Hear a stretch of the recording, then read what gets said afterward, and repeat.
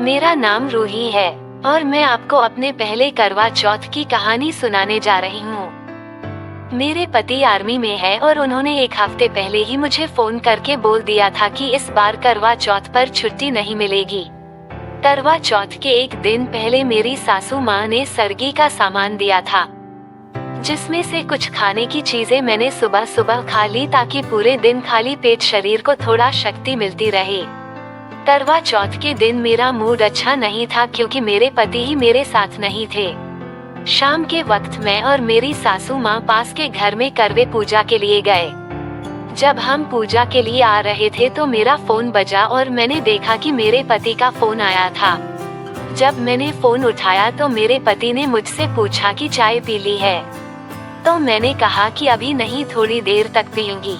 अभी मैं और मेरे पति बात ही कर रहे थे कि तभी मुझे उनके फोन से किसी के चीखने की आवाज आई। मैंने तुरंत अपने पति से पूछा कि ये पीछे कैसी आवाज आ रही है, तो पति ने हड़बड़ाहट में कहा कि सुनो, मैं फोन रखता हूँ, थोड़ी देर में करूँगा। बस ये कहकर मेरे पति ने फोन काट दिया। मैं तो जैसे घबरा गई। मेरे मन में बुरे ख्याल आने लगे थे। चूंकि मेरे पति ड्यूटी पर थे, मैं सोच रही थी कि कहीं आतंकियों के साथ मुठभेड़ ना हो गई हो।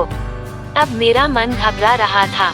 मैंने सासू माँ को कुछ नहीं बताया, बस अपने पति के फोन का इंतजार करने लगी। मैं सहमी हुई सी घर की रसोई में चाय बना रही थी कि तभी मेरे पति का फोन आया। मैंने फोन उठाते ही कई प्रश्न पूछ डाले। क्या हुआ? वो आवाज कैसी थी? आप ठीक तो हो? मेरे पति ने कोई जवाब नहीं दिया। फोन के पीछे सिर्फ खामोशी थी। मेरा दिल दहल गया। तभी फोन में आवाज आई, पीछे देखो। मैं कुछ समझ नहीं पाई। मैंने फिर पूछा, अरे क्या हुआ? मेरे पति रसोई में मेरे पीछे खड़े थे और उन्होंने फिर कहा, पीछे देखो। मैंने जब अपने पति को अपने पास देखा तो इतना जोर से उन्हें गले लगाया कि पूछिए मत। वो मेरी जिंदगी का सबसे खुशी का पल था। मैंने अपने पति से पूछा कि फोन में वो अजीब से आवाज कैसी थी, तो उन्होंने बताया कि बस स्टैंड से घर आते हुए किसी चोर ने एक आदमी का पर्स चुरा लिया था और जब मैंने देखा तो उसे पकड़ने भाग निकला।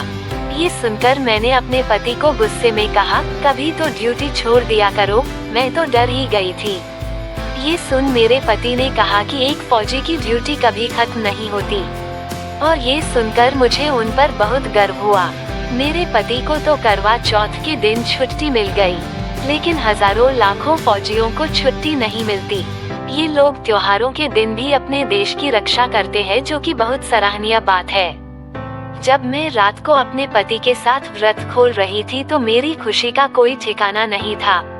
मुझे ऐसा लग रहा था कि मैं दुनिया की सबसे खुशकिस्मत लड़की हूँ। तो दोस्तों, ये थी हमारी कहानी।